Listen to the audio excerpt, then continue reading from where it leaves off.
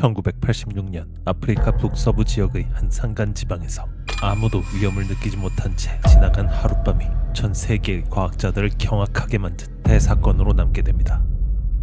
아프리카 북서부 카메룬의 한 산간 지방. 아직 이른 아침 산속 마을에 살고 있던 주민 A씨는 식재료를 사기 위해 좀 더 큰 아랫마을인 니오스로 가고 있었습니다.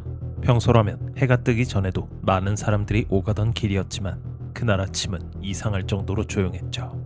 한참을 걸어도 사람은커녕 멀리서 진작부터 들려왔어야 할 가축들의 울음소리조차 들리지 않았습니다.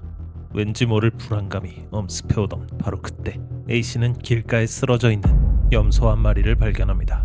다친 흔적은 없었고 노쇠하지도 않았는데 염소는 마치 잠자듯 죽어 있었습니다. 길을 조금 더 내려가자 같은 모습으로 쓰러져 있는 소들이 보였고 그제서야 A씨는 무언가 단단히 잘못되었다는 것을 느낍니다. 마을 입구에 도착했음에도 주위는 너무나 조용했습니다.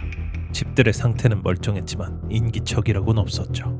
문이 열려있는 집을 발견한 A씨가 무심코 집안을 들여다본 순간 문 앞에 쓰러져 있는 한 사람을 발견합니다. 놀라서 몸을 흔들며 깨어보았지만 그는 이미 이 세상 사람이 아니었죠. 그리고 A씨는 곧 이 마을 전체가 무덤이 되어버렸다는 것을 깨닫게 됩니다. 대체 지난밤 무슨 일이 있었던 것일까요? 유례없는 대참사에 정부는 즉시 조사대를 파견했고 광범위한 수색과 함께 몇 명 되지 않는 극소수의 생존자 구조 작업이 시작되었습니다. 처음에는 이 마을에서만 기이한 현상이 일어난 것으로 보였습니다. 하지만 수색이 진행될수록 주변의 다른 마을들에서도 의식을 잃거나 사망한 사람들이 발견되었고 가축들은 그야말로 떼죽음을 당해 있었죠. 정체불명의 신종 전염병이 퍼진 것이라는 주장과 그 지역 반군의 소행이라는 가설들이 난무했습니다. 하지만 발견된 시신들과 동물 사체에서는 그와 관련된 어떤 흔적도 찾을 수 없었습니다. 여러 마을에 걸쳐 곤충을 포함한 모든 생명체가 목숨을 잃은 이 미스터리한 대규모 참사의 원인을 찾기 위해 미국, 영국, 일본 등 국제적 규모의 조사단이 파견되었죠. 조사가 진행되던 중 눈에 띄게 이상한 점 두 가지가 주목받게 됩니다. 첫째, 희생자들이 발견된 위치와 정황으로 미루어 볼 때 급하게 대피하려 했다거나 사람이 당황했을 때 행동하게 되는 모습들이 전혀 발견되지 않았습니다. 문이 열려있는 집도 있었지만 뛰쳐나간 흔적이나 넘어지며 부딪힌 자국 같은 건 일체 존재하지 않았죠. 둘째, 발견된 시신들의 상태에서 외상이나 작은 몸부림의 흔적들조차 찾을 수가 없었습니다. 사망자들은 잠자리나 생활 공간에서 움직인 흔적 없이 발견된 경우가 대부분이었는데 하나같이 그대로 그 자리에 누운 것처럼 평온한 모습이었죠. 전문가들은 처음 보는 설명할 수 없는 현상에 곤혹스럽기만 했습니다. 원인을 찾는 조사 과정에 진전이 없자 이들은 결국 믿져야 본전이라는 심정으로 발견된 희생자들을 전부 지도 위에 표시하기 시작했죠. 그런데 지도 위에 표시한 위치 데이터가 쌓이자 한 가지 공통된 패턴이 눈에 띄기 시작합니다. 그것은 바로 사망자들과 가축들의 피해 지점이 특정 지역을 중심으로 사방으로 뻗어나가듯이 분포하고 있다는 점이었습니다. 그리고 그 중심에 있던 것이 바로 니오스 호수였죠. 피해 정도는 니오스 호수에서 멀어질수록 줄어드는 양상을 보였습니다. 물론 참사 지역엔 물 때문에 생긴 그 어떤 피해도 없었지만 사람들은 이 분포가 우연이 아니라고 생각하고 여러 수치들을 비교하기 시작합니다. 피해가 집중된 곳은 보다 더 낮은 지대에 위치한 마을들이었습니다. 불과 몇 미터의 높이 차이였지만 그 차이에 따라 생존자가 있느냐 없느냐가 구분될 정도였죠. 특히 마을 바깥에서 동물들이 쓰러진 위치들은 낮은 지대를 향해 하나의 길처럼 이어져 있었습니다. 이를 통해 유추할 수 있었던 사실은 설명할 수 없는 무언가가 니오스 호수로부터 낮은 쪽으로 이동하며 생명체들을 죽음에 이르게 만들었다는 것이었죠. 규칙성은 찾아냈지만 한날 한시에 아주 약간의 높이차를 두고 서로 다른 사망률이 나타났다는 점은 이 사건을 더 이해할 수 없게 만들었습니다. 그러던 중 높은 지대 생존자들의 증언에서 그날 새벽 이상한 소리를 들었다는 주장들이 제기됩니다. 니오스 호수가 내려다 보이는 높은 곳에 있었다는 한 주민의 말에 따르면 호수 쪽에서 폭음과 함께 물기둥을 보았다고 합니다. 또 어떤 주민은 하얀 구름이 계곡을 타고 내려갔다고도 했죠. 이제 사람들은 그날 밤의 기록들을 수집하고 분석하는 데 매달리기 시작합니다. 전문가들은 일부 증언들을 조합하여 사건을 재구성했고 사건 당일 밤 니오스 호수의 상태를 특정하게 되죠. 그 상황은 다음과 같았습니다. 그날 밤 조용하던 니오스 호수 한가운데서 갑자기 거대한 물기둥이 솟구쳤고 하얀 안개가 계곡을 타고 내려갔습니다. 호수 근처 마을의 주민들 중 일부는 천둥 같은 폭음을 들었고 곧이어 달걀 썩는 냄새가 났다고 합니다.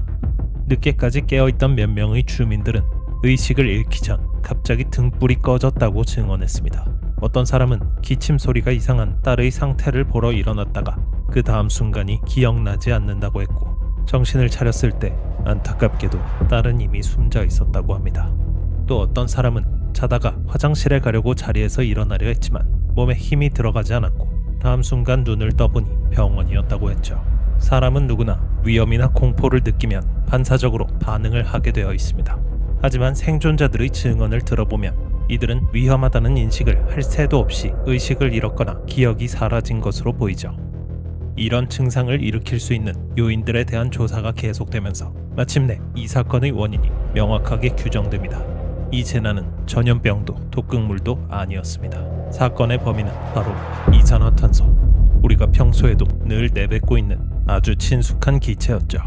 우리가 일반적으로 숨쉬고 있는 대기 중의 평균 이산화탄소 농도를 400이라고 가정했을 때 이 농도가 1000을 넘어가면 피로감이 나타나고 2000을 넘어가면 두통이, 3000을 넘어가면 현기증을 유발하기 시작합니다.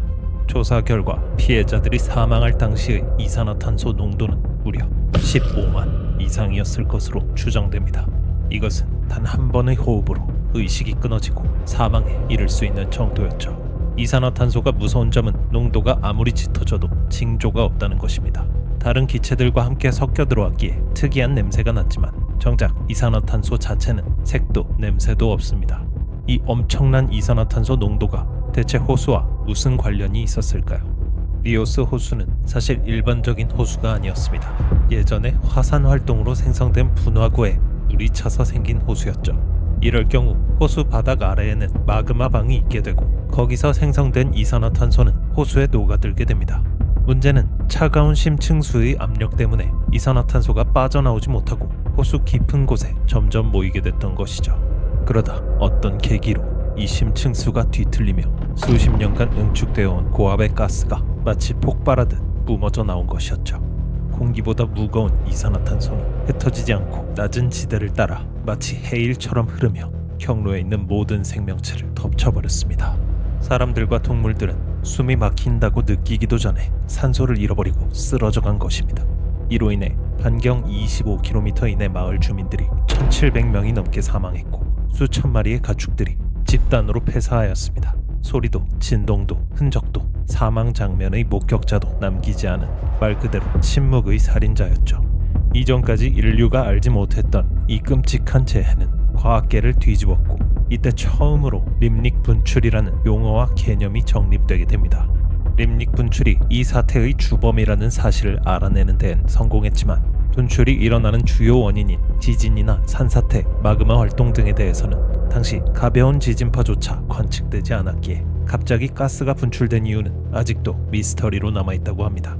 이 사건 이후 림닉 분출의 재발 방지를 위해 카메룬 정부와 과학자들은 호수 바닥의 이산화탄소를 강제로 배출하는 파이프를 설치했고 주변에 댐을 건설하여 가스 누출을 막는 등 적극적인 공학적 조치를 취했으며 인근에 있는 유사한 모논 호수에도 동일한 시스템을 적용했습니다. 완벽한 안전을 보장할 수는 없지만 적어도 1986년 그날 밤과 같은 사고가 다시 일어날 가능성은 이제 거의 없어졌죠. 리오스 호수 참사가 이토록 큰 충격이었던 이유는 단지 피해 규모 때문만은 아니었습니다. 그것은 바로 인류가 아직까지 모르고 있던 대자연의 또 다른 위협을 마주했기 때문이었죠. 경고도 인식도 불가능했다는 것은 아직도 우리 인류가 셀 수 없는 미지의 위험에 노출되어 있다는 말입니다. 우리는 흔히 재난을 화재나 홍수, 폭발과 같이 보이는 것이라고 생각합니다. 하지만 리오스 호수는 보이지 않는 것이 더욱 치명적일 수 있다는 것을 깨우쳐 주었죠. 우리가 정말 두려워해야 할 것은 아직 이름조차 붙이지 못한 위험일지도 모릅니다. 어쩌면 지금 이 순간에도 우리는 또 다른 리오스 호수 옆에서 아무것도 모른 채 살아가고 있는지도 모릅니다.